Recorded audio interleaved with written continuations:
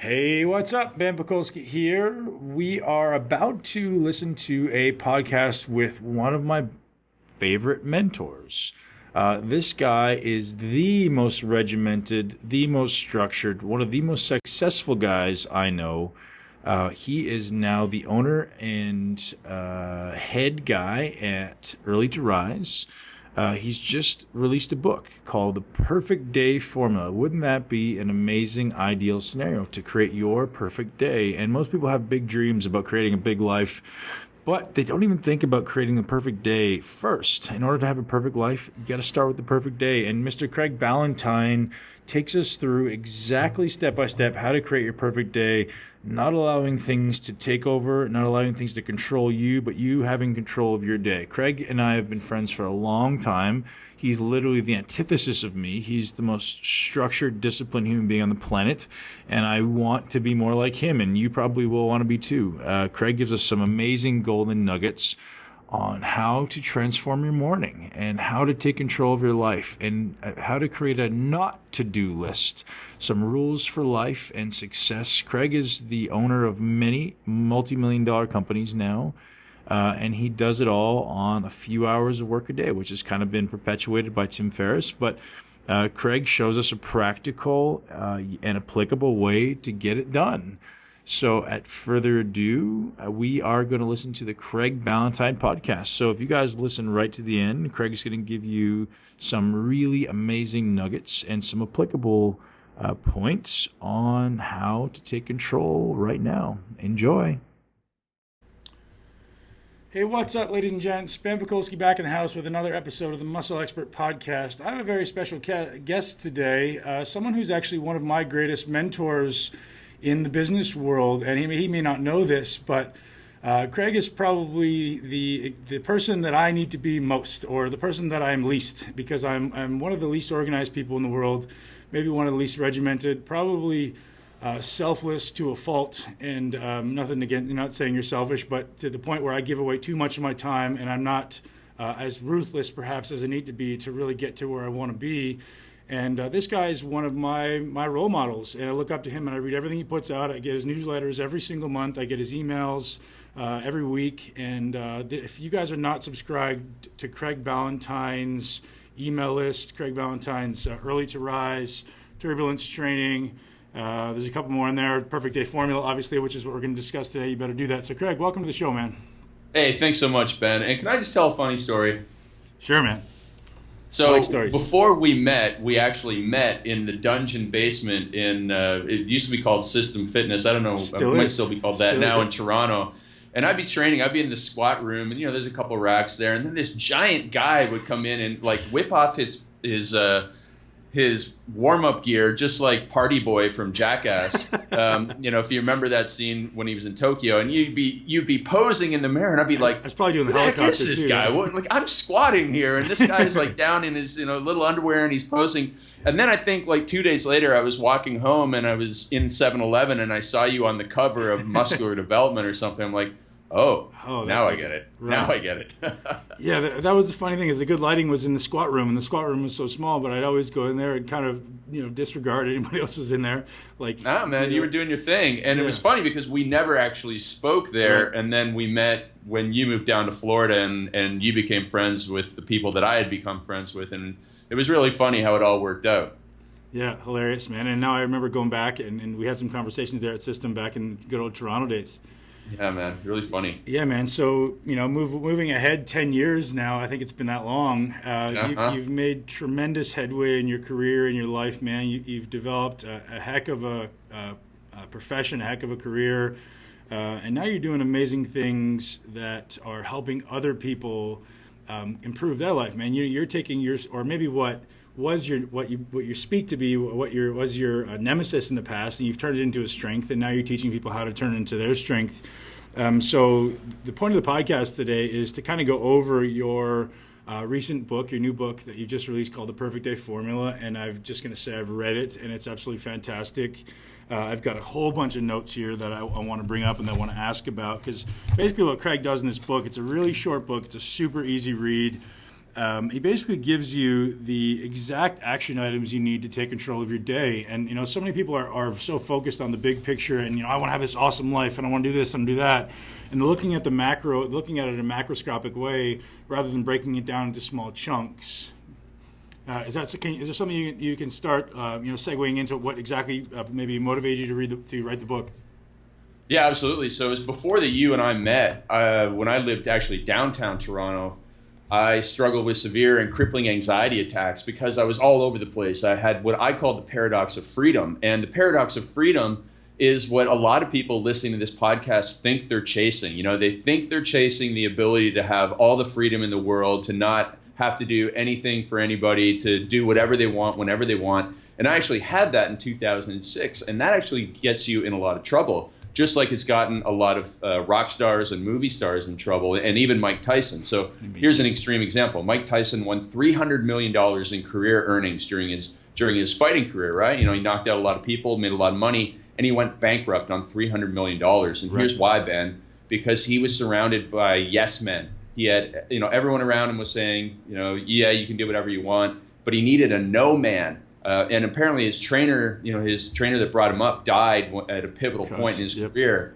Yeah, and so when he died, he was surrounded by these yes men, and there was no one there to say, no, Mike, you can't buy the Tiger, Mike, you can't buy the Palace, Mike, you can't buy all these things, Mike. Right. And so he burned through $300 million, and then Johnny Depp, he burned through almost $100 million of career film earnings. He was spending $30,000 a month on wine, which isn't actually the worst thing he was spending the money on. Right. He spent $1 million to shoot Hunter S. Thompson's ashes out of a rocket. $1 million, 7 figures to do that because Hunter S. Thompson wanted an explosive funeral.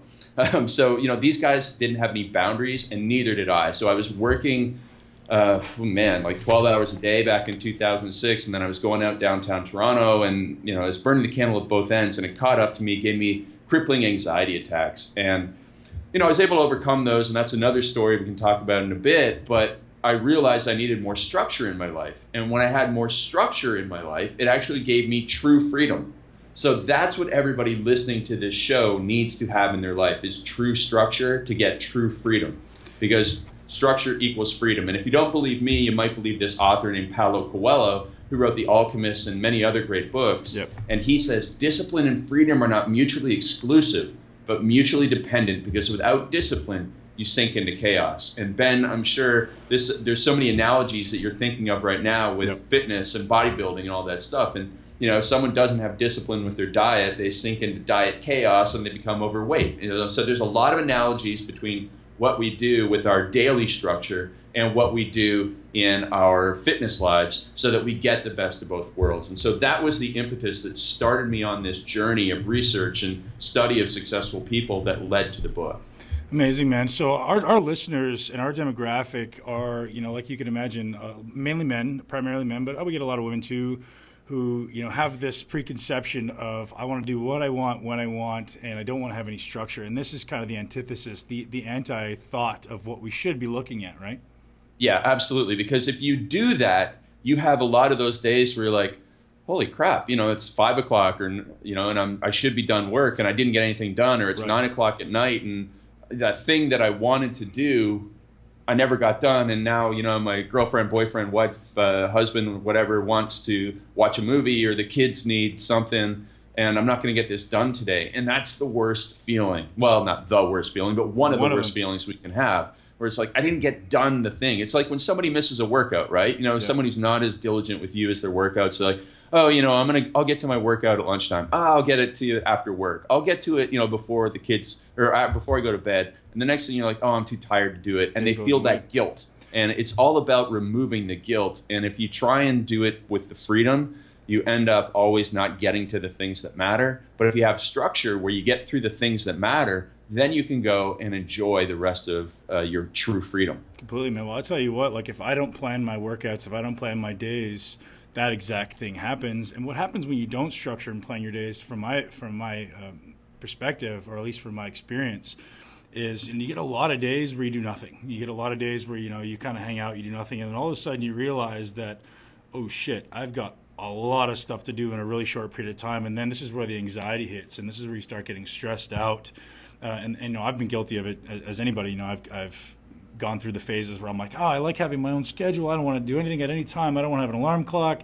I just want to get up and kind of coast through the day, and things definitely start to fall by the wayside, man. So you are proposing this incredible formula, which if you guys get a chance to pick up this book, it's right here. It's called The Perfect Day Formula, Craig Ballantyne. Like I said, super easy read, 150 pages. I want to walk through this book, man. So one person that you reference a lot in this book is Epictetus. Am I saying that correctly? Yeah, that's exactly it. Yeah. The Stoic philosopher. Right, exactly. And that's one of the things that, I've just recently started to kind of pay attention to is the idea of Stoicism. Can you give us a little bit of a, insight or why you think that's so applicable and valuable?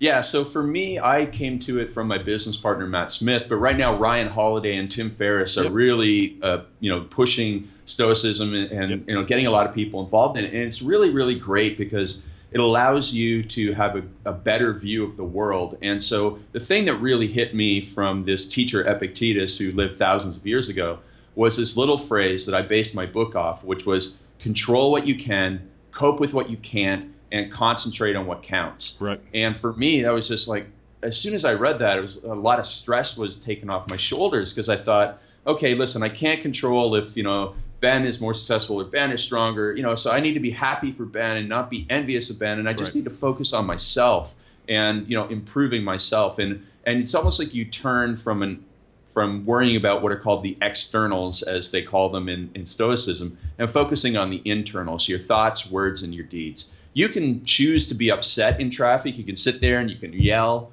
or you can go, you know what? I'm going to try and make the use of this time. I'm either going to listen to an audiobook or I'm going to just think and plan out my day or something. I mean, it's hard not to get angry in traffic, but you can be less angry in traffic. Mm-hmm. So that was one of the biggest things that came to me from it, and then I applied it to the book.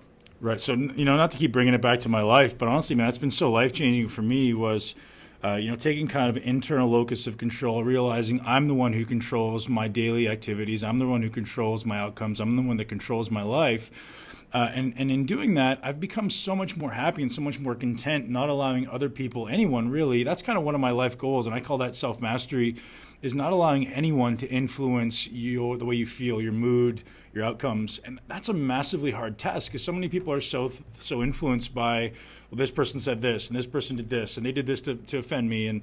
And people get so caught up in the idea of other people's impression of them that they get away from that internal locus of control. Now, is that something that you talk about in the book? Yeah, especially in this day and age.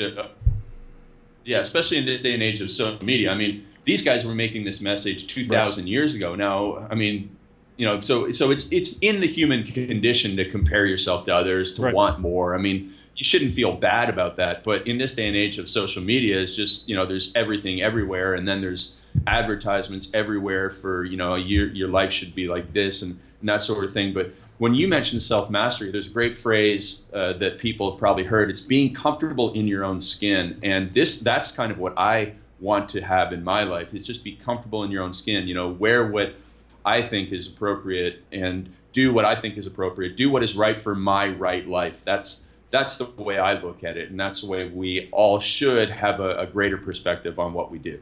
So you give people kind of a framework on how to approach their day, and you call it your 3 C's, and you briefly brought it up, and I think it's amazingly valuable. It's literally how I've learned to approach my day. You've just kind of put a little more well-articulated system on it. Can you talk about that and how you approach your day? Yeah, so when I heard that quote, control what you can, cope with what you can't, concentrate on what counts, I thought that perfectly applies to a day, right? Because most people, they get their work done early, so control your morning, control that schedule, put that structure in place so you have the true freedom later on. And then the afternoon or later morning, we get emergencies from people that we work with, the kids get sick at school, all these types of things. If we plan properly, we can cope with a lot of the chaos that the world brings to us. We can plan around knowing, okay, if traffic's going to be really bad at 5:30, I need to get out of the office at 5, or I need to adjust my schedule so that maybe I, come in later and stay later. Do whatever you can to cope with the chaos of the world. And then, and you do all of this because a lot of people say, oh, Craig, it's so rigid, it's so structured. I don't want more rules in my life. I've already got all these things, right. But if you do that, then you have true freedom at night. You're able to go home and play with your children, read them stories, give them a bath, or, put time into your own workouts. If you don't have structure in your day, then the next thing you know, you're working late and it's eating into that time, or you're going home and you have to be on your phone while you're training or while you're with your kids, and you're not truly present. And so it is this separation of work and home life is what I'm aiming to get for people. Right. Even those entrepreneurs who, like you and I, Ben, spend a lot of time working at home because we can. And I know that you work in an office more now, and that's more structure you put in your life so that you can be truly present when you're at home. So that's the mindset for all of this, is creating freedom, getting out of the prison of the time sucks that the world is putting on us, and taking back control of that time and saying, no, I'm going to own my days so I can control my life. Man, you said something there that really resonates with me. That's being present, and it's so important in what we do in everyday life, right? So I go home and I'm with my kids for a very finite amount of time. And if I'm that guy who's on my phone, or if I'm not thinking about being with my kids, they know that, they notice that, right? They don't, one thing that one of my great friends always says is they don't need all your time, but they just need really good quality time, right? They don't even want all your time. But when you're with them, be with them. And the same thing in your workouts, man. Like I work, my office is in my gym, man. When I go out to train, I have to be able to switch my brain into training mode. And if I have all these things that are left undone for that day, it's impossible. So I have two options. Either I train first thing in the morning, or I get all my work done for that day, so I have a sense of accomplishment, and then I can, go on and focus on something else. Absolutely. There's so much overlap with training there because, the way that you train is so scientific and so, designed to focus on the muscle response that if you're like, heaven forbid if you're on your phone, or even if you're on your phone in between sets, you're thinking about something else. Right. And, you can't afford an injury, that's for sure. But that's when injuries happen, is when you let your mind wander and your form breaks down. And so there's so many analogies to this. And it's the same with your children. When you're going home, you're spending time with them. I think back to when my father was alive and when I was a child, we would go play backyard and it was just catch. There was nothing else. But now you go to the park and you see parents playing with their kids. And I saw this one guy in park in Colorado when I was down in Denver, and the kid was kicking the soccer ball to the dad, and the dad was looking at the phone. He would walk over, he wouldn't look up, he would kick the ball back in the general direction, and he would not look up. And this went on for a good 3 minutes. And this is not an exaggerated 3 minutes, this is a full 3 minutes. And you could see the kid get less and less interested every time he kicked the ball because dad was paying attention. And I think that's the type of thing that leaves marks on a child. Man. And if it's because you have no structure in your day that, that's going to impact your child in 10, 20 years from now, you need to really examine your priorities. And so that's what I'm hoping to help people do. And you do a great job, man. So there's actually a song that comes to mind, it's like, Dad, I'm going to be like you. I don't remember who the singer was or the band was, but it's like, hey, I'm going to be like you, Dad. When I grow up, I'm going to be just like you. I'm sure you've heard the song. I'm not very good at recalling songs, but if you heard it, you know which one I meant. And it's so true, right? Things come full circle. It's like, and then the boy grows up and he's just like his dad, right? He doesn't have time for his dad. It all goes on with the song, but that's the perfect truth, man. Is your kids are going to be an exact reflection of you. It's something I notice is my kids are my greatest teachers, man. The way they act is a perfect mirror image of me. So it lets me acknowledge where my limitations are. If I see limitations in their ability to communicate or their ability to pay attention or anything, and it's a mirror reflection of myself. So I've found my kids to be my absolute greatest teachers.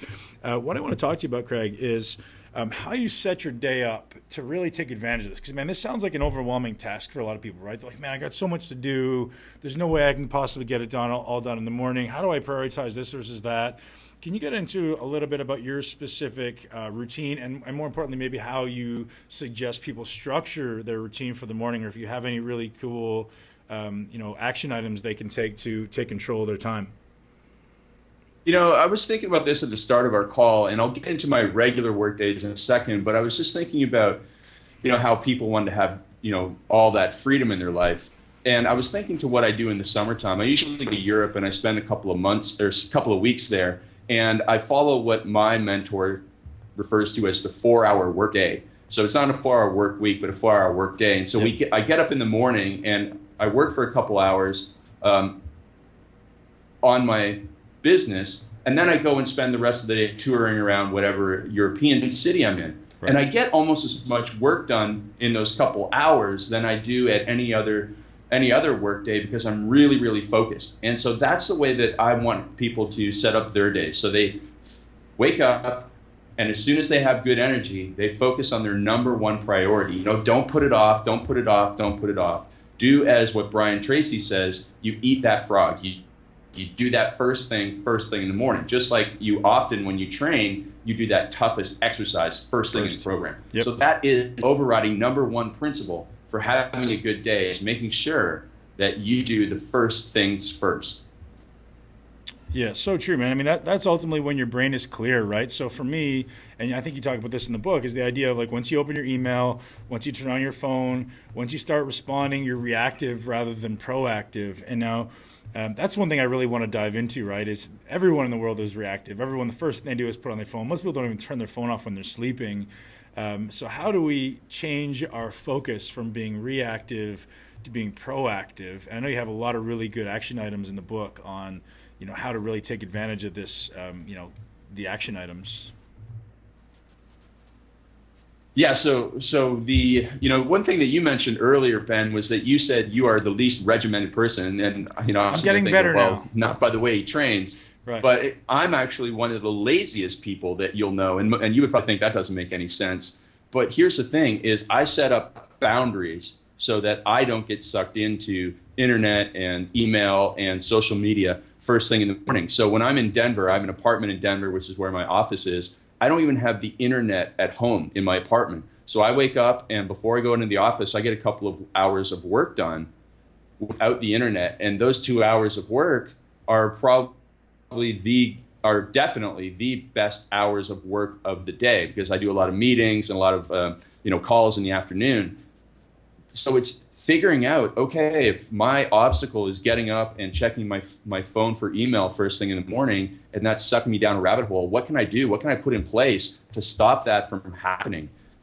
Most of those emails are not necessary for you to check until several hours later.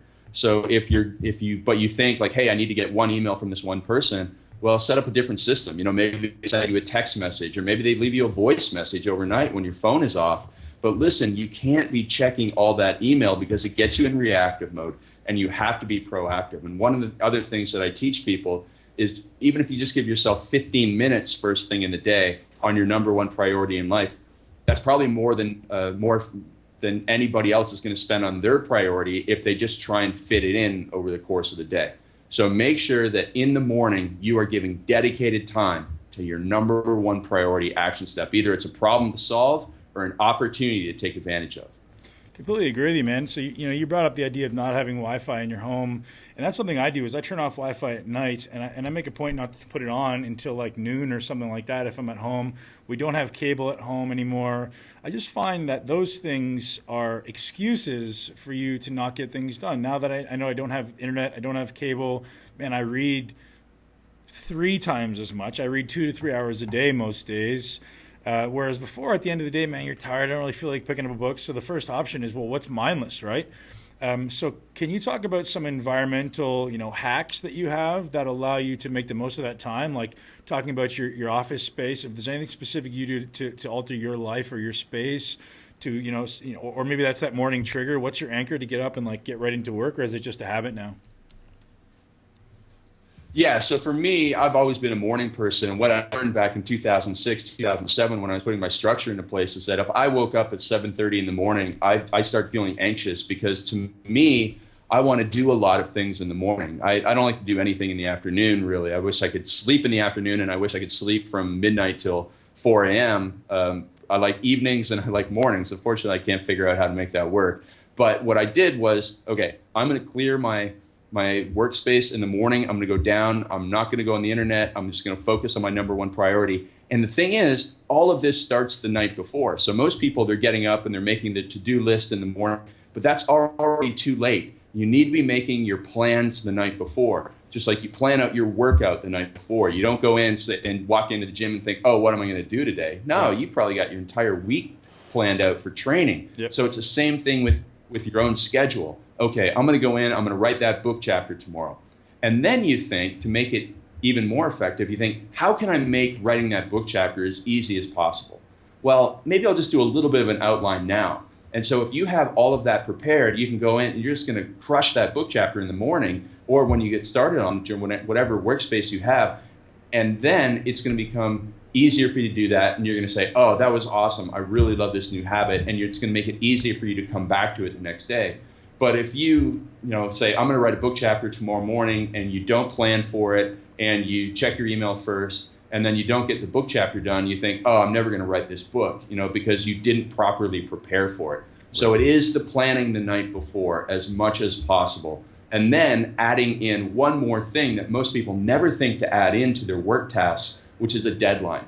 So everyone should have a deadline for their phone calls, for their meetings, and for any other type of work that they're doing, so that there is some built-in urgency for you to get to the heart of the matter really quickly.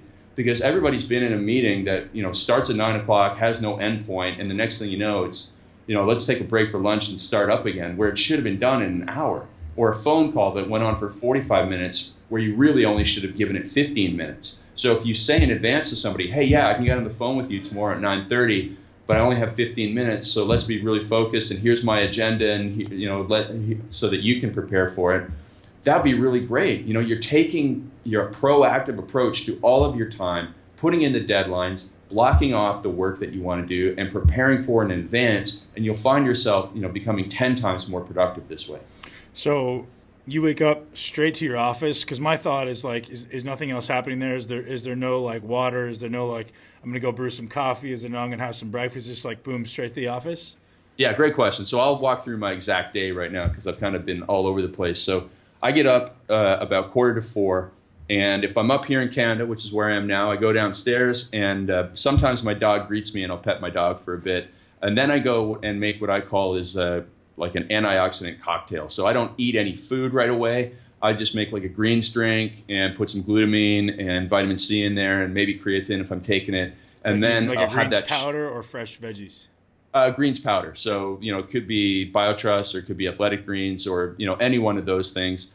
And I just drink that, and I go and I sit down at my computer and I open up what I've prepared to write the night before, and then I write. And so for me, that is one of my best writing times of the day. Actually, it is my best writing time for the day. And for most people, they like to do other things, but I like to get right to the work because, as I mentioned, I'm one of the laziest guys and I've built this system that works for me so that I get it done. Because if I said, I'll write it at 9 o'clock in the morning, something else is going to come up.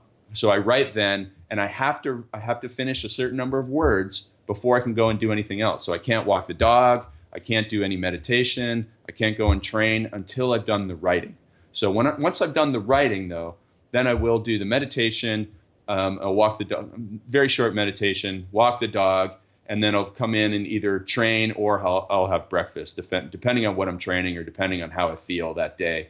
And then because I'm on East Coast and my company is in Denver, it's on Mountain Standard Time, I have a couple more hours for me to do some writing, maybe write some emails, like email broadcasts. And then I try not to check my email until about 9 a.m. Eastern Standard Time. And then I have work meetings that start at 10:30 a.m. Eastern, which is 8:30 back in Denver. And then about after lunch, I typically do podcasts.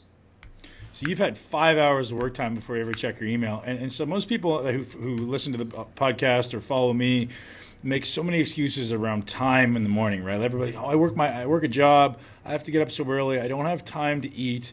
I don't have time to write I don't have time to do gratitude. I don't have time to meditate. How do you make time for all this is one of the biggest excuses I always get. So can we talk about then how you've shifted your nighttime routine to allow these morning things to actually happen more effectively? Because that's what it's all about, right? Everybody's making excuses. Well, I already have to get up at 5 to go to work. Well, get up at 3:30, right? I mean, or whatever it is. Like if you want to make it happen, you'll make it happen, right? Exactly. If because these people are also going to have no problem getting up at 4 a.m. to get to the 6 a.m. flight to Mexico when it's vacation time, right? So But I understand that. But you did use the exact phrase, which most people don't use. Most people use, how do I find time for this? Right. You used, how do you make time? Yeah. So you're already thinking proactively, because that's a huge difference. There's making time and finding time. And the person who makes time for something is going to be successful. They're proactive. The person who tries to find time, they're reactive. They're going to struggle. They're never going to find time. So, similar to you, I just got rid of all the stuff that would be, a distraction to keep me up at night. So I don't, watch television, and I, quit staying up late, because back in 2006, 2007, I was the internet entrepreneur that thought, I'll just, pull all-nighters and work all night. And, the thing is, it takes more discipline to be a night owl than it does to be a person who gets up early in the morning. I mean, there's only one person I know who has successfully built a business as a night owl, and that's our friend Joel Marion.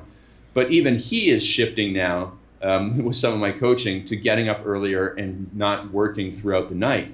Because if you say, I'm going to work on something at 11 o'clock at night when my girlfriend or wife goes to bed, listen, she's going to want to have a glass of wine while you watch Netflix and then cuddle, and then the next thing I'll just write that book chapter in the morning. I'm not getting out of bed now, because it'll make her upset. So that's why it actually takes more discipline to be a night owl and do those things, because there's more temptations at night and you have less willpower.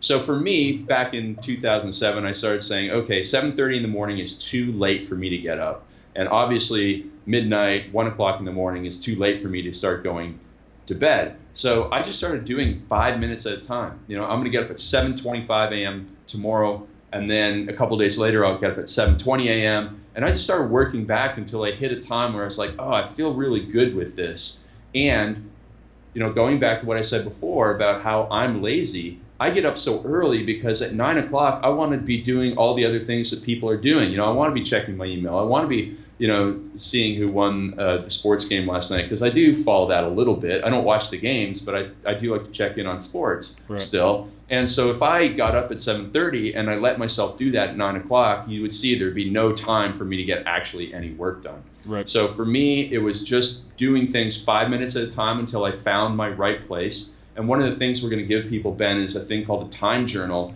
which will help them identify a thing called their magic time, which is where they're most creative and productive and most focused. And when they find that, and they can actually block off that over the course of the day, whether it's at 10 a.m. or 2 p.m. or for me, it's 5 a.m. in the morning, then listen, if you can really focus on your number one priority during that magic time, you'll triple your productivity, and you won't have to work longer hours in order to accomplish what you want to accomplish. So that time journaling was something that I did for myself, and now I teach it to others to help them find their best time, but also to find the time of day when they're most distracted and most tempted by other things. Like, when do you go online and waste all your time? At 2 o'clock. Why do you do that? Well, I'm kind of tired and hungry, or I'm tired from lunch, or I'm a little bit hungry because I didn't eat a good breakfast. Well, let's fix those things. Then you won't be tired and hungry at 2 o'clock, and you won't be distracted by social media. So it all comes down to looking at your day just like you look at your training and your nutrition. Planning ahead, eliminating the bad, putting more of the good in, doing more of what works and less of what doesn't. And that's great. So one thing you kind of brought up there is what are some major keys that you suggest people eliminate from their morning routine or their night routine? Because we talked about, and you kind of briefly grazed over the idea that you eliminated TV, but is there some major do nots for morning or nighttime routines? Yeah, absolutely. So the first thing is, don't hit snooze first thing in the morning, and I was using a physiological reason for this, but there's actually an even better psychological reason. So I'll cover the physiological first. And the thing is, I'm a really big believer in the power of sleep cycles, the 90-minute sleep cycles. You want to take advantage of those. And so if you wake up and then you hit snooze, you start going into a sleep cycle, but 10 minutes later, you're knocked back out of it. And so you end up feeling physically groggier than if you had just gotten up the first time. But then you just wasted 10 minutes. And if you waste 10 minutes a day on snooze, that is 48 hours an entire year, 2 full days that you have snoozed where you meant to get up earlier. So that's the physiological reason. Now, the psychological reason comes from our friend Bedros Keuilian, who makes it even more powerful. And he says every time you hit the snooze button, you're telling your goals and dreams that they can wait, that they're not important, that sleeping and resting. Yeah. Yep. I mean, and when he said it like that, I'm like, oh, yes, that is so much better than my physiological reason, because that's not enough. So don't hit snooze. If you want to get up at 5:30, set your alarm for 5:30 and get up at 5:30. Don't set your alarm clock 10 minutes late so you think that you're 10 minutes early or something. That's just like ridiculous. So get up when you want to get up and then get right to it and then build in that morning routine. And I teach this thing, it's like cleanse, center, and kickstart. So everybody should have a very short morning routine where they cleanse. It could be like lemon water. Mine is the antioxidant cocktail. Your cleansing could be spiritual, so it might be 5 minutes of prayer, whatever it is, but you start that. Then you center yourself for the day. What is it that you need that will flip the switch in your mind from, okay, I'm done with this, getting ready for the day, and now I'm on. So it might be, watching a positive YouTube video. It might be listening to an audio podcast while you exercise or something, or it might just be having a cup of coffee. And you say, once I have this cup of coffee and I put on this sweatshirt, then it means I'm in my work clothes and I'm sitting down at this computer and I'm writing and it's game on. And then it's kickstart. What can you do to kickstart your work? And so for me, it's sitting down and putting in my earphones and listening to classical music, because that means it's time to write. So you can build in any 3 little things to this morning routine: cleanse, center, kickstart. Cleanse yourself physically or spiritually, center your mind for the morning that it's game on, and then kickstart it. What's that thing that gets you going? And it could be someone just who likes to exercise first thing in the morning, could get up, have that lemon water and a coffee, or bulletproof coffee or whatever they want, and then center. They're going to listen to some awesome tunes, and then kickstart. They're going to walk into the gym and start some particular warm-up routine, and that means it's game on. So that gets people switching from the I'm tired to it's game on mindset, and just that little routine can help somebody get in the groove to be more productive in the day. Man, I love that. And so one thing I'll speak about is most of my followers and most of my listeners are what I call the outliers, man. The people who are really successful, the people who are really striving to be exceptional in their life. But then you've also got the people who are making excuses right now, saying, well, Craig, your life is this way because you don't have, and they're basically, they're making excuses around, well, I've got kids and I've got a job and I've got other things. So what I want to ask you is, if and when things get sent off track, something throws your morning routine off, completely out of whack, how do you go ahead and grasp it and bring it back to that being back to centered and being back to focusing on getting things done? Because inevitably it's going to happen, and having an action plan to bring yourself back to being productive again is important. So what do you suggest? Okay, so that's a really great question, and we get that all the time. And some of my I have a couple of 3-star reviews in my book on Amazon from people who say, I've got 2 kids and this isn't going to work for me. Right. And then some of my best 5-star reviews are from people that have 3 or 4 kids and it worked for me. And so it's all in the mindset. Will this work for me? Of course it'll work for you if you make it work. Will this diet work? Yes, of course the diet works. Diets, I always believe that every diet works. It's the person that doesn't work. Adherence. And, so will this book work for you? Will this system work for you? Yes, if you want the system to work for you. If you go in with a negative attitude, then no. But it's really coping with the chaos. It's the second part of the C's, right? So listen, we all know that one day our kids are going to get sick and someone's going to have to pick them up at school. We know that. So we can already plan ahead, just like an airplane plans you for hey, here's what's going to happen if, there's a water landing, right? Water landing. Yep. You're going to follow this routine. Your building, your house, here's the evacuation process. These are all coping with the chaos in advance. And we can do the same. Okay, kids get sick at school. What happens? No family local. Okay, that means we will have to go and pick them up because grandma can't go and get them. All right, here's how we're going to do that. We're going to go. If it's this day, I'm going to go. If it's this day, the spouse is going to go. And then here's what's going to happen. We're going to take them home. We're going to get them set up. And then we're going to, do this one thing, and it'll get us back to our routine as quickly as possible. Yes, you're going to lose time. Yes, things are going to happen. Yes, you might get in a car accident, but you might get in traffic. You might, get rained on when you're walking somewhere. All these things happen. That is life. But the professional gets back on track. The professional comedian gets heckled by somebody. They get back on track. because they planned in advance to deal with things. And so you have to sit down. I always teach my clients week by week, look ahead. What are the big obstacles in the way of success this week?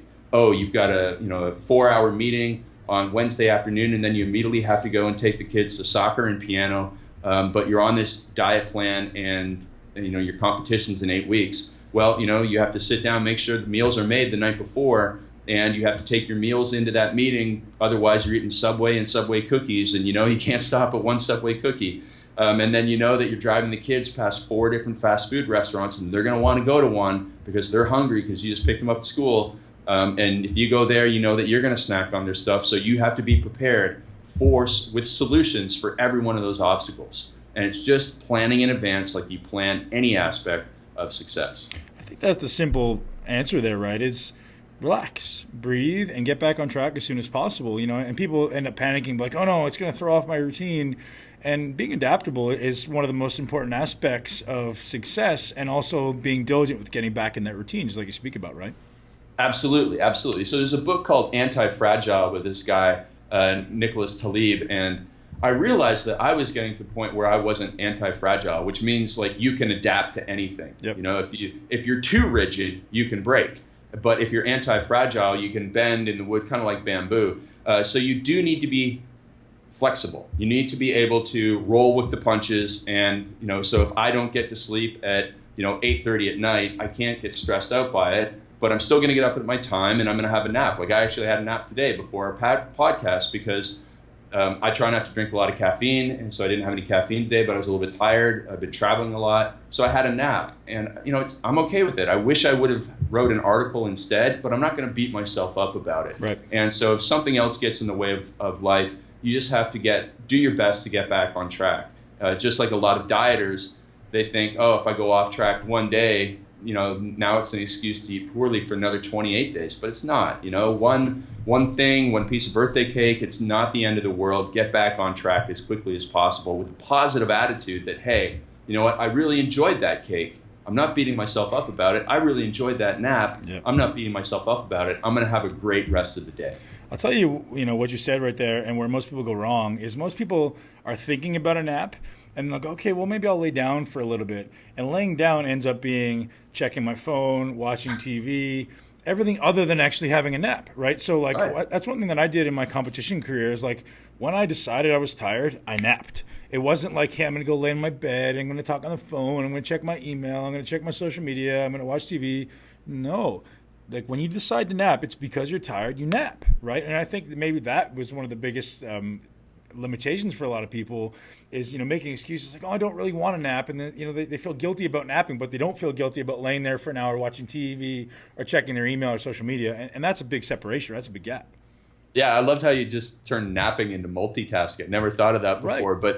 But that is like one of the biggest things that we fight against all day long is multitasking. And so I tell people not to multitask. It's, you got to do everything you possibly can, even if it includes turning off the Wi-Fi to focus on your activities. Yep. So that you're not checking Instagram when you should be writing an article, or you're not, checking social media when you lie down to have a nap, because that's going to wake you up, and then you're just going to waste that, 30 minutes lying there, and you're going to wake up not any, without the recovery that you needed to get. So you're right. Just focus on one thing at a time. Wherever you are, be there. That's a great quote from Jim Rohn, which, applies to that being there with your kids at work, being there at your workout, being there in your nap, focused. Man, it's funny, but it's so true, right? It's like, that's probably the thing that I've changed the most in my life over the last 5 years was one thing and one thing only. And that's one of the things I'm trying to instill in my kids is like, no, if you're eating, you're eating. If you're reading, you're reading. If you're playing, you're playing. Like it's this, rather than like,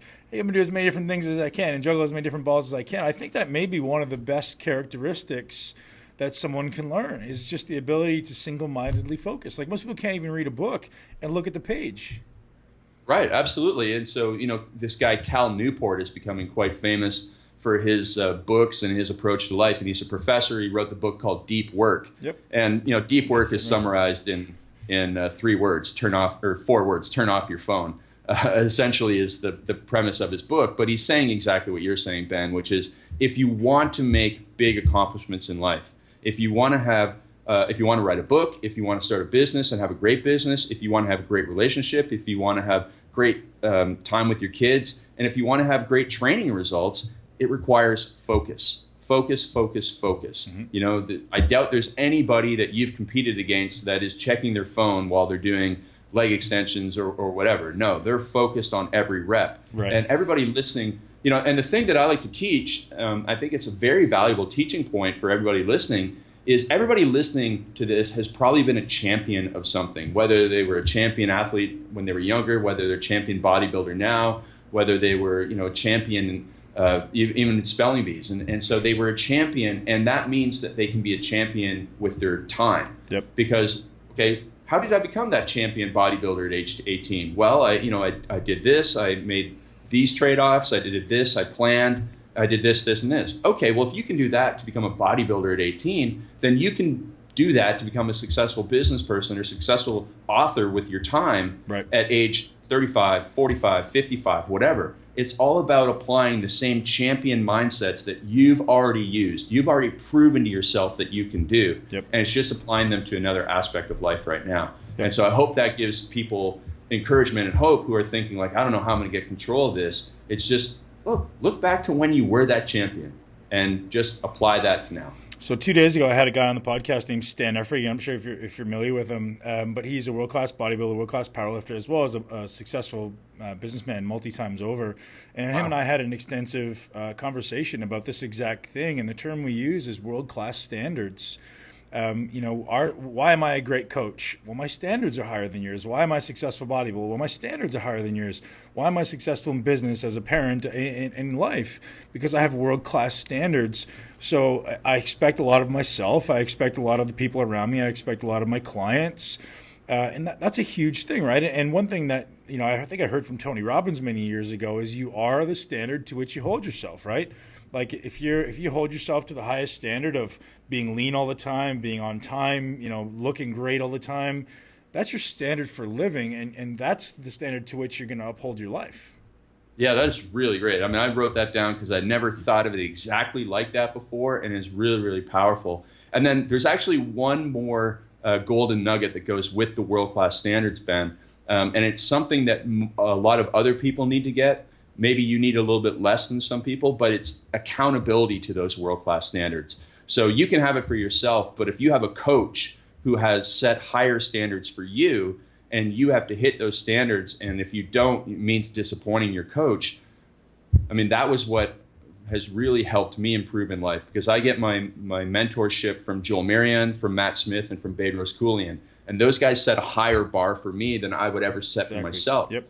And that has been so valuable because it's allowed me to overcome a lot of my limitations because I didn't want to disappoint them, because I've seen that look of disappointment in their eyes. And when I've seen it, it's the worst. It's one of the worst feelings that, it cuts through me like a knife. And I think, I'm never doing that again. I'm never disappointing those guys again, because they've set world-class standards for me. And for that, I am extremely grateful to them. And ironically, it's funny you bring that up as far as me needing that. It's something I've been looking for over the last couple of years in my bodybuilding career, is someone who has a higher standard than me. Because I hold myself to a very high standard, but even when you're getting ready for a contest, it's important to have that external accountability, man. No matter who you are, how motivated you are. Like, I needed to upgrade my accountability because I had so many other things pulling my attention.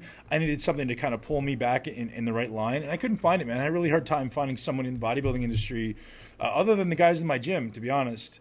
The other coaches here in my gym, they were really the only guys who I thought, I talked to everybody. And I was very transparent with them. I was like, listen, man, like, I need you to hold me to the highest standard. I want to do very well. If I'm going to compete, if I'm going to invest that amount of time and energy, I need to do it and be the best. And I just couldn't find anybody, and nothing against anybody. It sounds like I'm being arrogant, but I just want someone who has a world-class standard, and it's very, very hard to find. So one thing that you talk about a lot in your book is having professional standards, man. And you also brought up the idea of, you actually said the term your clients, so meaning you actually do take on clients? Yeah, so I do. I do these workshops. They're called the Perfect Life Workshops. So I'm taking, I do small groups of those where I work with people and help them take their results to the next level, get their personal and professional life totally aligned. And then we walk them through, okay, we start with the big vision. Where do you want to be in 3 years? Then, okay, what do we need to do in the next 90 days? And we help them set the process goals to get there. And then the 30-day blueprint, including what to do in the next 24 and 72 hours. Because then I've been reading a lot of research about what stops people from changing in any area of their life. And it's always not knowing where to start. So I want to get people on the path, not next week, not 2 days from now, but in the next 24 hours, what can somebody be doing to get immediate victories? Because when you get a victory, you feel the progress and you get momentum and you have the motivation to keep going. So we dial it down to that, and then we dial it down to, okay, here's exactly what your day should look like so that you walk away with your perfect day plan so that you can have your perfect life. And then we give them the accountability, and I follow up with them every week to make sure that, you know, we are having them hit their standards that we set for them, their world-class standards, which is now what we'll set for everybody, thanks to you, going forward, so that they are successful and they accomplish their big goals and dreams 10 times faster than they ever thought they could. Man, that's amazing, and pretty amazing that you actually still work with people. I thought, you know, your time would be so busy, and I'm sure it is. That's one thing that Tony Robbins originally taught me is the idea of never leave the sight of setting a goal without doing something towards its achievement. That's one of Tony's favorite quotes. And that's massive, right? Is because, you know, when you get pumped about something, when we get inspired, or you have a goal now, always acknowledging that motivation is going to continue to wane unless you keep it amplified, right? So if I'm inspired about something right now, I got to act now, and I got to plan. I got to take time, you know, that's why, man. I mean, oftentimes, believe it or not, I actually have my phone on me when I'm training. It's always on airplane mode, but I get some of my best inspirations when I'm training because your mind is clear, right? So I get some of my best inspirations for articles, for content, for programs, for business ventures, for new products as far as supplements and stuff that we're developing. Some of my times I get my best inspiration then, or when I'm meditating or doing yoga. I'm always trying to write something down, because you have that goal and you're like, oh man, and you have a quote in your book that's perfect. It's your fish brain or something like that. You try to remember something and you never remember slippery fish. Yeah. Slippery fish. When you're in the shower, you get all these great ideas and you step out and you're like, I can't remember what I just had that $1 million idea and now I forget it. Right. Yeah, man. So I'm honestly, man, I'd love to talk to you about coaching, because we talked about getting out to the Perfect Life workshop, and I'm the best candidate, man. I'm that guy who does a lot of things well, but not a lot of things. I could do a lot of things better. Obviously, my standards may be very high, but my expectations are high for myself, and I want to keep it that way, man. And I don't expect, or I don't claim to know everything. I want to learn from the best, which is why I'm such an avid student of everything that you teach. Tell me about your, every month I get a couple mail outs from you, man. I get a couple from the Perfect Day Formula. I get a couple other monthly magazines effectively from you, man. Can you tell me a little bit about that and what you're doing to keep in touch with all of your clients and customers and followers? Yeah, so I send the main one that I send out is this Perfect Day Formula VIP newsletter, and it's a little 4-page newsletter, and it's basically here are the productivity and life hacks that I've come up with in the last month. Here's what I taught at the latest workshop that I did, because this stuff is really my life's work. And so I spent 2 decades in the fitness industry, but I'm pretty much retired from that right now, because all I want to do is help high performers, like you, Ben, and the people listening to this podcast, to go to the next level, to impact the world on a 10x level. Because if I like it, use the analogy of I throw a giant rock into a pond and the ripples go out. And so I'm helping all of these high performers, and they're helping millions and millions of people. Yep. And therefore my impact can really spread out. So it's all of these things. Just how can you tweak the day to make it better? How can you have better planning for your next day tomorrow? And then how can you all roll that into being grateful and appreciative of what you have now, so that you're not stressed out through that comparison syndrome, which is what I call really the number one source of first world problems, is comparing ourselves to others. Because we all have food on our table, we all have shelter, we all have a roof over our heads, we all have love from other people, but for some reason, we just see somebody else with the newer BMW or the newer iPhone, and we're like, I wish I had that. But I mean, that's really not going to make you happy. So I just try and get people focused and centered back on what really matters in their life. And that comes down to the vision part. It's in my book, it's in my workshops, it's my favorite part of everything that I coach people on right now, because most people just don't have that dialed in. You've always had that mindset of you want to be that champion bodybuilder, and you can probably see yourself on stage. And Arnold is the king of visualization, man. I mean, we can learn so much from him. And it was because he was so specific that he was able to achieve those goals. And I was so specific with one of my earlier business goals back in 2006. I said I wanted to run a business like Early to Rise, which had been around since 2000. And I was so specific with it that I actually bought that business 5 years later. And that was the time frame that I had in my vision. So it was amazing. I had one of those like law of attraction secret moments, but I changed it to the law of action attraction. So you have to go out and do a whole bunch of things to attract all the good stuff into your life. Man, so there's a few things you touched on there, and I want to kind of extrapolate something because I think a lot of people may be in this boat as well. So I wear a lot of hats, man. As you can imagine, you know, I'm a dad, I'm a business owner, I have multiple businesses. I'm a gym owner, so I'm managing people. I'm running an online business. I'm also a professional bodybuilder.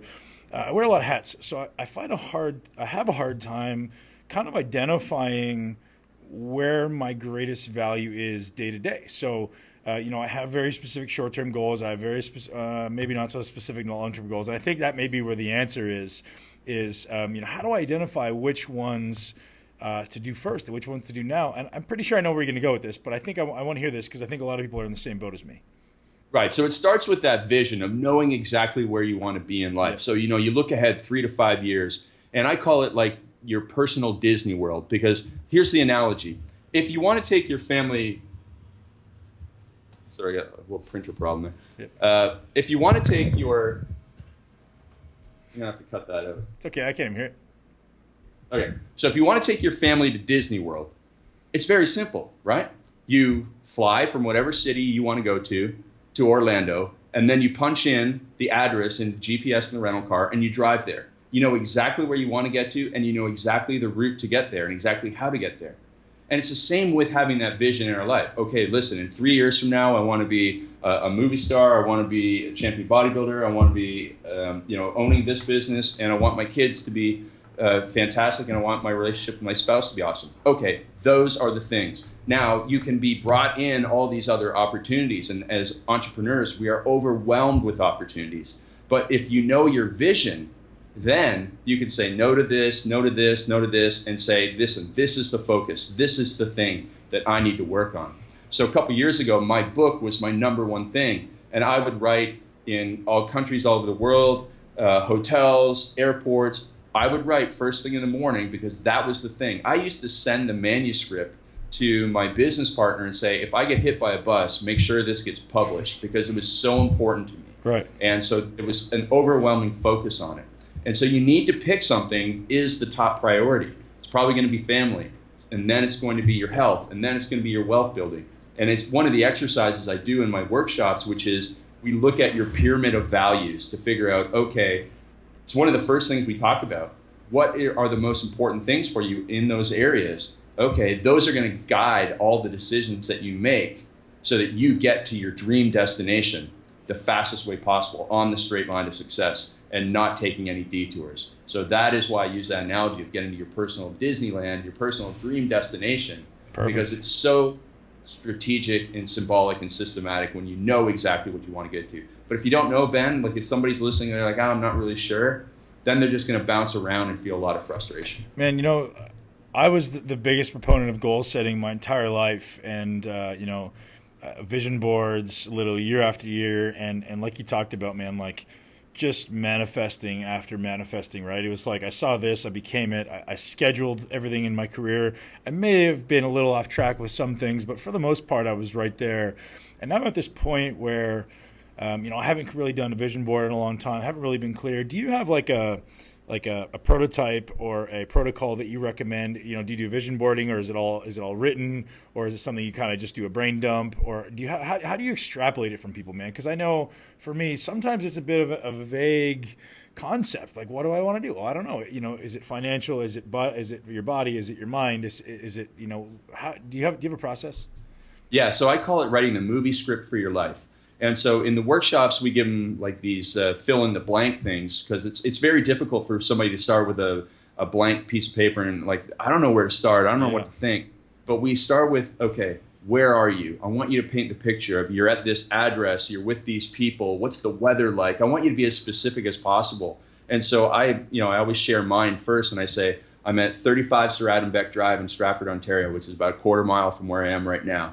And, the day is Father's Day, Sunday, June 21st, 2020. And I'm there with Joel Marion and his family, Bedros Keuilian and his family, and Matt Smith and his family. And Bedros is actually on the grill, and he's cooking hamburgers because he used to work as a fry cook at Disneyland. And so I know he's going to be cooking the food for everybody. And we're there, and we're celebrating Father's Day, and we're celebrating a big celebration in my fitness business. We just certified our 1,000th turbulence trainer, and my wife is there, my kids are there, and the rest of my family is there, my sister and her family, and we are just in the backyard down by the pool, and there's a forest in the background. And I want people to be able to close their eyes and go, wow, I can see all of this. That's why I call it writing a movie script for your life. And so that's the foundation. That's the foundation right there. And then you start to talk about, we're celebrating these 3 big accomplishments. And then you get specific. You get to have 3 things that you have accomplished. Not that you're going to, but that you have accomplished. I want to write this vision as if you've already accomplished these things. And then you go on to say, we just released our best-selling, our New York Times, our book just hit the New York Times bestseller list. And now we have 100,000 people in our coaching program. And now we have 5 gyms all across America with 4,000 clients. And those are the things we've accomplished. Okay, great. And then, what are our family rituals? What are our family routines? What is my work schedule? And so you're just dialed in. So you know exactly what your life is going to look like in 3 years from now. And then that is that dream destination. And it's all, it's easy to write out because I've given the questions in the right way to get that out of somebody's head. What does the community think about you? How are you perceived? What volunteer organizations are you involved in? What are your kids doing after school? And when you think about that, the plan becomes clear, and then you know how to get there. Man, that's awesome. So for me, my goal lists are extensive. I actually have it right here, man. I'll show you. I have my goal list, and I try to look over it every day. Oops. But it's literally like, let's see, 7 pages long. And it's like not short pages either, man. It's long pages. Yeah. And so I have a lot. Like if I was writing a movie story, man, it'd be like the trilogy of the Lord of the Rings. You know what I mean? So one of the things I learned, Ben, from my my mentor is that in 2007 to 2010, I would write like 10 pages of goals in December, and then I was like, I wonder why I can't achieve my goals with this shotgun scattered approach. And then he taught me to be laser focused with just 4 goals per year, 4 major goals. And I look at them as like a bullseye. If you hit the major goal, everything else around it will improve. And so I really cut back and allowed me to really focus because in some points you do have to say no to things. And if you take a look at Steve Jobs when he was around, obviously he's famous for doing the iPod and all these things, but he was really proud of all the things that he said no to. So he could have been working on an Apple Watch, 10 years ago, but it wouldn't have been done right. Not the Apple Watch was done right, but he was saying no to a lot of things and really, really focused. And that's why the iPhone became so great, is because there was such dedicated focus to just one thing that it became the best ever. Right. And so that is really the way that we need to look at our lives. We can start 10 businesses, we can do 10 different things, but you know what? Can we do 10 things really, really well at world-class standards? And so it might be time to go to an editor and see send it to you. Some of that stuff. A lot of this stuff is really minutia, but important to me, man. So like, I don't want to not have it there. Like the idea of reading a book a week, or be grateful every day, or have dinner with my family 5 times a week. Those are on here as some of my personal goals. Find the good in everyone, manage my money, save 50% of my money, spend money on experiences and not things. Those are things that maybe they're more, kind of life rules or something like that, which you talk about again in there. And I kind of don't. We've been going a long time, but I don't want to pass over that. There's a few very specific things that you offer in the book to create structure. And so we'll get away from this goal setting thing right now, and I would really quickly want you to touch on. There's 2 things that I think are absolutely massive in the book. The first, many things, but one thing that we can't pass up is rules for your life, creating rules for your life. Can you give guys some examples and where to start? Yeah. So for somebody thinking, I don't want more rules in their life, just think of it this way. If you went out in the streets and there were no traffic signs and traffic signals at intersections, what would the world be like? It'd be utter chaos, right? And it's the same with dieting. You know, people follow a paleo diet. They have very strict rules, and it's really easy for them to follow and go to social settings and say no to the birthday cake. No, I'm on a paleo diet. I mean, it's not, there's no willpower involved in there. It's just, I'm on paleo diet. I can't eat birthday cake. So, right. You know, this crappy birthday cake that you're forcing on me. So it's easy decision. And when you have these rules in place for your life, it's the same. So you're making rules about the most important things. You know, what time you get up every day and what you spend your first hour on every day, and your health rule for your life. You know, what's the most important health rule for your life? Is it nutrition? Is it training regularly? Is it meditation? Whatever it is that is the most important health rule. And then what's your number one wealth building activity, and making sure that you spend time on that every day. And then one of the most important rules of all is having a not to do rule. You know, what is that big vice that you have? Yep. You know, for a lot of people, it's alcohol or it's television or it's email. And for me, mine was email. And so I had a rule that I don't check email until after 9 o'clock in the morning. And so by putting these rules into place, you're essentially building a fence around yourself that protects you from all the distractions and temptations and makes it easier, smoother for you to go down the path of success. So I talk about it extensively in the book. I have articles on it on the internet, but rules for your life are very, very powerful. And I'm not the only person to put forward this idea. I've started to see it all over the place. It's an operating system. So think of yourself as an iPhone. iPhones can do amazing things, and it's not by luck. It's because they have a powerful operating system that operates by rules. And when you have an operating system for yourself in your life, you're going to become much more efficient and effective. Amazing. So I want to ask you one specific question. So for me, my rules for nutrition, and I'm gonna get ridiculed for this, but my rules for nutrition are: I don't eat gluten, I don't eat dairy.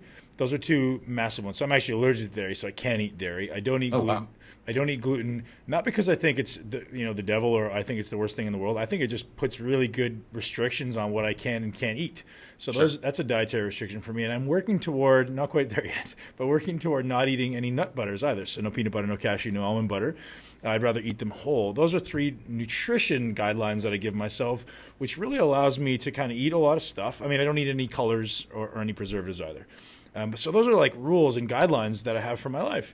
And that makes my nutrition so much easier because people go, hey, you want to eat this? I'm like, no, man, I don't eat gluten or I don't eat artificial colors. It makes things a lot easier, especially you give the example in the book of like what you're doing at a party, like someone offers you a glass of wine or a dessert or something. Sorry, I can't eat dairy or I can't eat gluten. What are some rules you apply to your fitness life? So specific to, your nutrition. I know you train every day, man. What are some rules you apply to your nutrition and your training, if you have any? I'm sure you do. Well, I have a gluten sensitivity, like I have genetic, so I avoid it as well. But other than that, I try and stick to a paleo diet as much as possible, but I don't get overwhelmed with it too much because of the travel that I do. But I just make sure that I'm just not eating junk.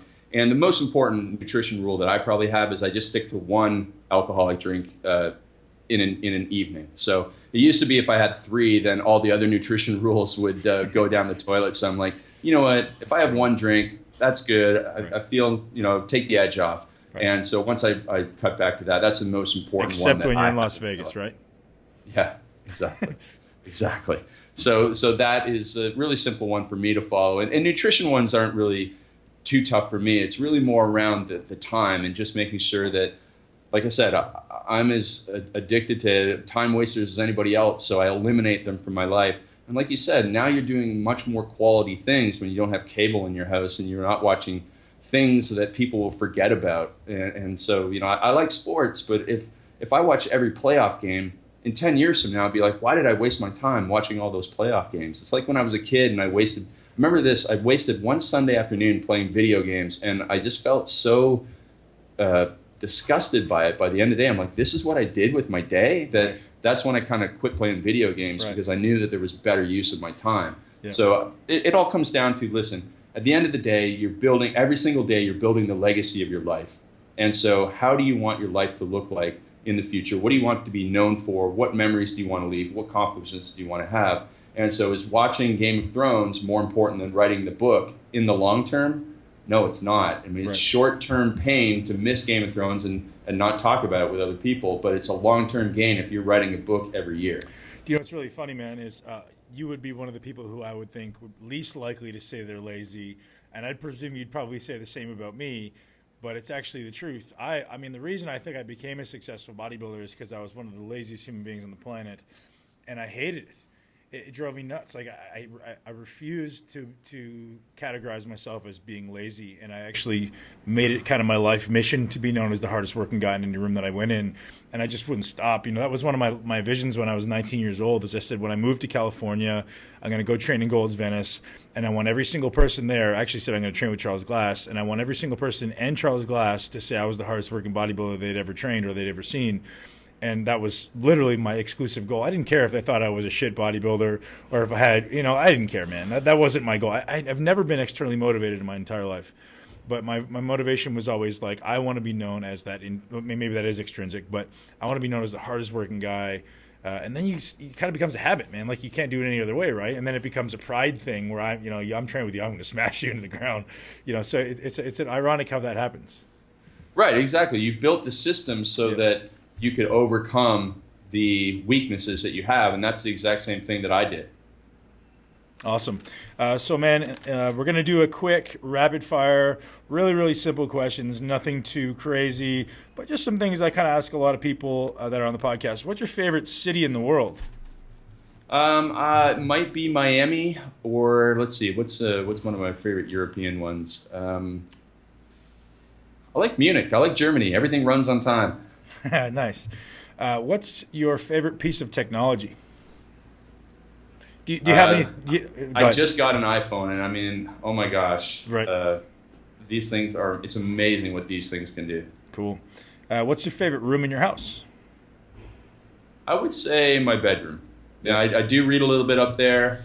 Obviously, some other good things up there. But it's just, I like my sleep too. Nice. What's your favorite cheat food? Other than sweet tarts? Pizza for sure, man. Pizza. Can you talk a little bit about your sleep ritual, if you have one? Oh, yeah, for sure. So I read before I go to bed, and it pretty much knocks me out in 20 minutes. And I usually try not to read in bed, but sometimes I do.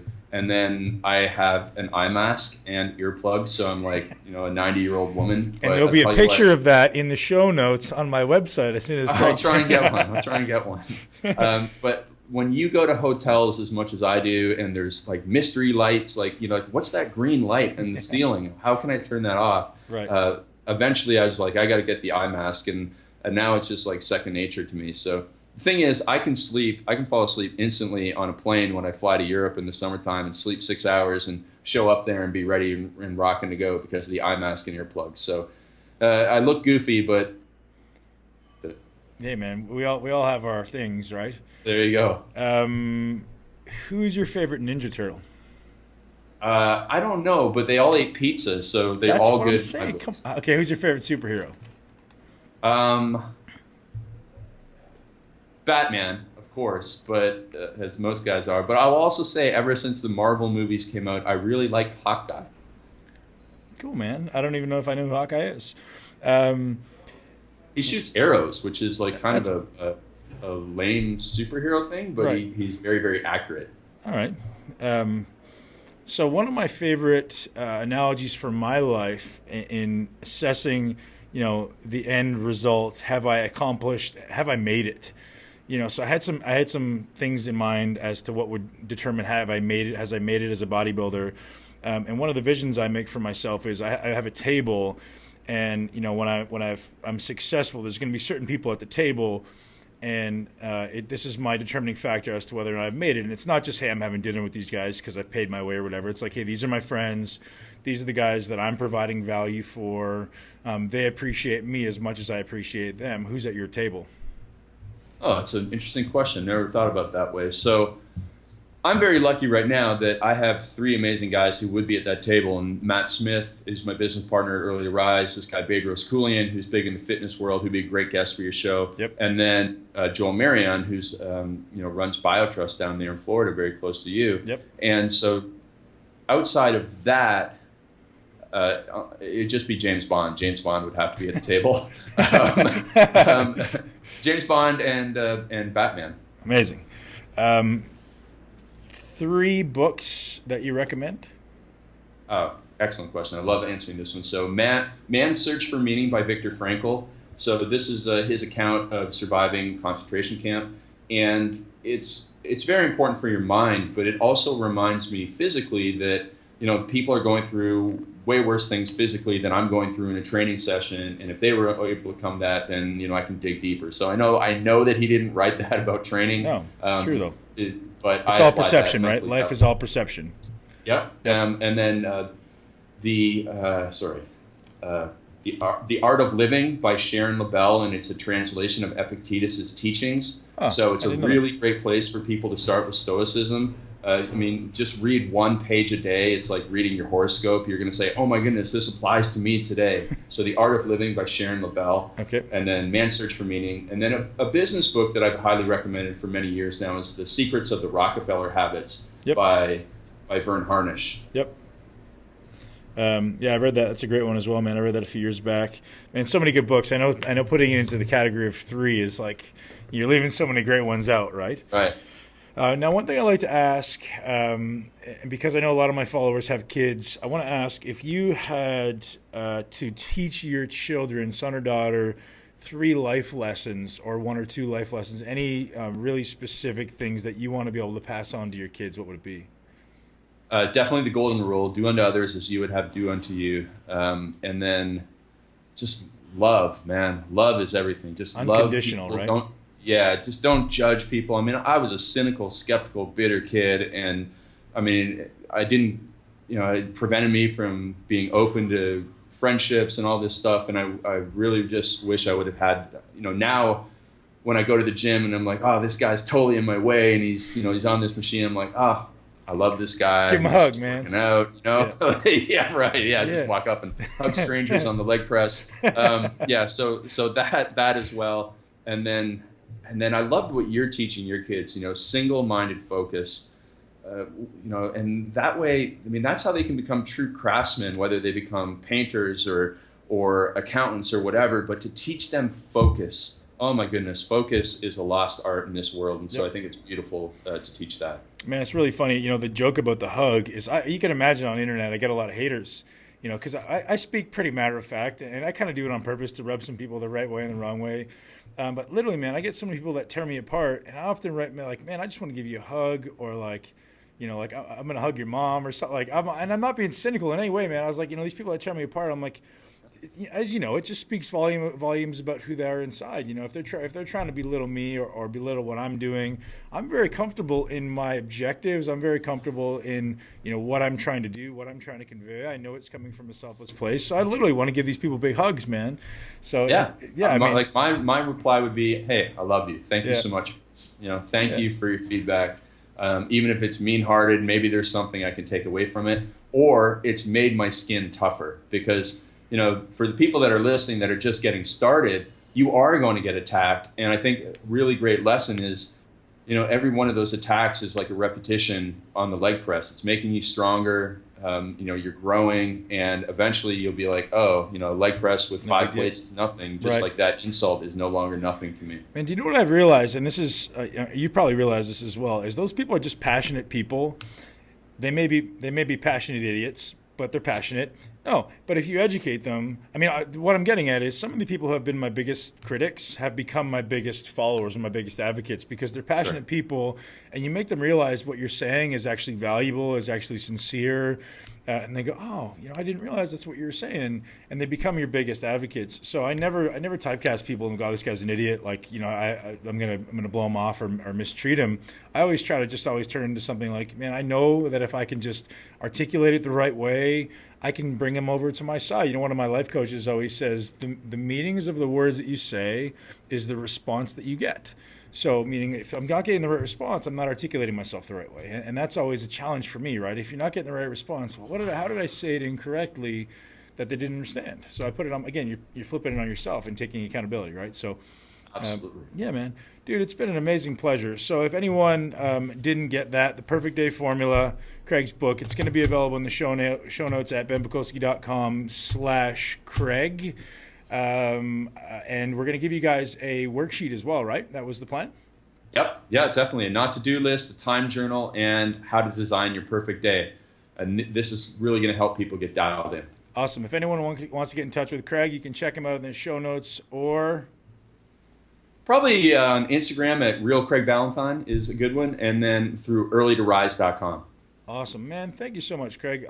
Amazing chatting with you, man. It's always a pleasure. I know you're an extremely busy guy, but I think everyone's. We were just getting started too, man. Right, I know a this couple could have more went on hours. for hours. Thank you so much, man.